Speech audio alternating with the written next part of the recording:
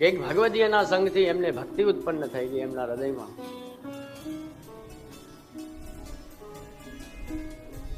એકવાર નારદજી ભગવાનને પૂછે છે કે પ્રભુ આ સંતોનો સમાગમ કરીએ, સંતોનો સત્સંગ કરીએ, એનાથી શું થાય, એનું પરિણામ શું આવે?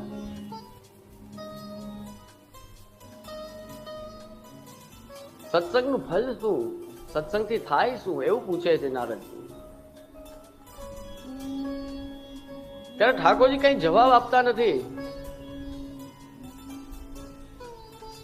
પણ આપ કહે છે કે ત્યાં પેલી ફલાણી જગ્યા પર જાઓ, ત્યાં એક કાચિંડો છે, એ કાચિંડાને જઈને આ પ્રશ્ન કરજો. નારદજી ત્યાં જાય છે.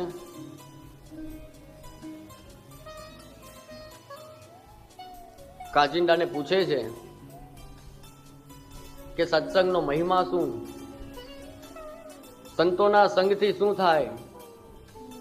જેવું નારદજી પૂછે છે એટલે તરત કાચિંડો એનો દેહ છોડી દે છે, મૃત્યુ થાય છે.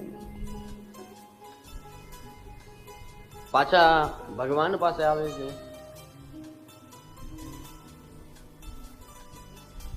કે પ્રભુ મેં તો એ કાચિંડાને પૂછ્યું અને એ તો તરત મૃત્યુ થઈ ગયું એનું. તો ઓહો એવું થયું? તો કે હા, વાંધો નહીં. હવે એક કામ કરો, હવે એક પોપટને જઈને આ પ્રશ્ન પૂછો. આ ઝાડ ઉપર આ જગ્યામાં એક પોપટ છે, એને જઈને પૂછો. નારદજી કે ઠીક છે. નારદજી જઈ વૃક્ષ પાસે આવ્યા, ઉપર પોપટ બેઠો તો એને પૂછ્યું, હે સુખદેવજી મહારાજ, બતાવો સત્સંગનો મહિમા શું છે, સંતોના સંગથી શું થાય છે. હવે જેવો પ્રશ્ન પૂછ્યો ને એટલે સીધો પોપટ મરી ગયો, ઉપરથી નીચે સીધો વૃક્ષમાંથી નીચે પડી ગયો. નારદજી આશ્ચર્ય અને આઘાત બંને લાગ્યા. દોડીને પાછા ભગવાન પાસે પ્રભુને કે પ્રભુ આ કેવા ધંધા આદરા છે, આ જેને પાસે જઈને પૂછવા જાઉં છું ને એ પૂછું છું ને એ સીધો તત્કાલ મૃત્યુ થાય છે એની. આ પ્રભુ કેવી લીલા છે આપની. તો કે હવે નારદજી એક કામ કરો, ફલા રાજાને ત્યાં, ફલાણા રાજાને ત્યાં, આ રાજ્યમાં એને ત્યાં નવો જ રાજકુમારનો જન્મ થયો છે, એ રાજકુમારને જઈને આ પ્રશ્ન પૂછો. નારદજી હાથ જોડે કે ભગવાન ગળું કપાવાનું શું છે, આવો બધો વિચાર છે આપનો? કે ભાઈ આ નારદ ગમતો નથી આપને? એ રાજાના રાજ્યમાં જઈને હજી એને હમણાં જ રાજકુમાર થયો છે અને એને પૂછું અને આવું કંઈક થાય તો મારી તો પછી તો રાજા મને જીવતો પાછો આવે જ ના દે. કે ના તમે જાઓ. નારદજી એ રાજ્યમાં આવે છે, રાજા મળે છે, ખૂબ આતિથ્ય સત્કાર કરે છે નારદજીનું કે પધારો પધારો બ્રહ્મર્ષિ, મારે ત્યાં ઉત્સવ ચાલુ જ છે, હમણાં જ રાજકુમારનો જન્મ થયો છે. નારદજી રાજાને કહે છે કે મારે હું જરા રાણીવાસમાં જાઉં અને તમારા રાજકુમારના મારે દર્શન કરવા છે, એને રમાડવો છે મારે. જરૂર રાજા કે આપ પધારો, આશીર્વાદ આપો.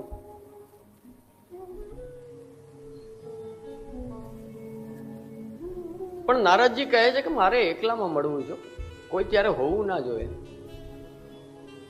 તો કે ઠીક છે, પધારો આપ. રાજાએ બધી વ્યવસ્થા કરી દીધી.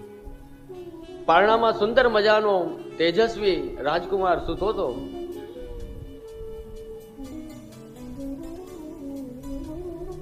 નારદજીએ ધીમેથી પારણું હલાવ્યું.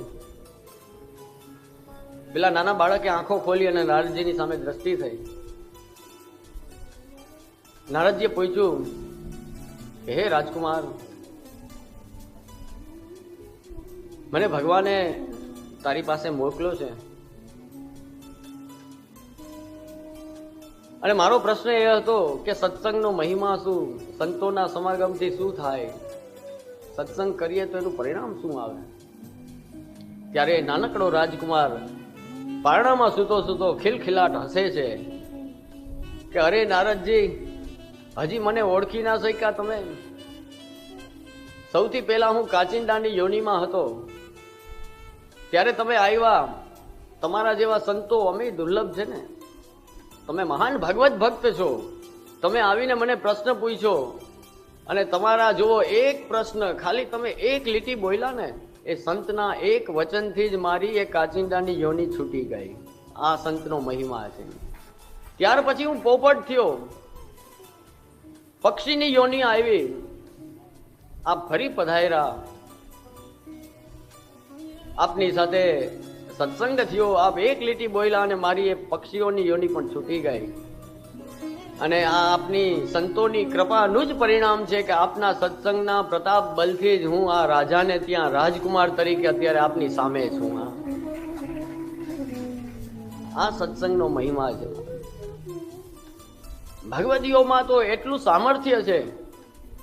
આગળ કહ્યું હતું ને કે ભગવદ ભગવદીય એક હૈ. જેવું મારા પ્રભુનું સામર્થ્ય છે એવું જ એમના અતિશય પ્રિય એવા ભગવદ ભક્તોનું સામર્થ્ય છે. એ ભગવદીઓનો સંગ થોડી વારનો પણ જો આપણને પ્રાપ્ત થઈ જાય તો આપણા સુકા હૃદયમાં કૃષ્ણ માટેનો પ્રેમ જગાડી દે.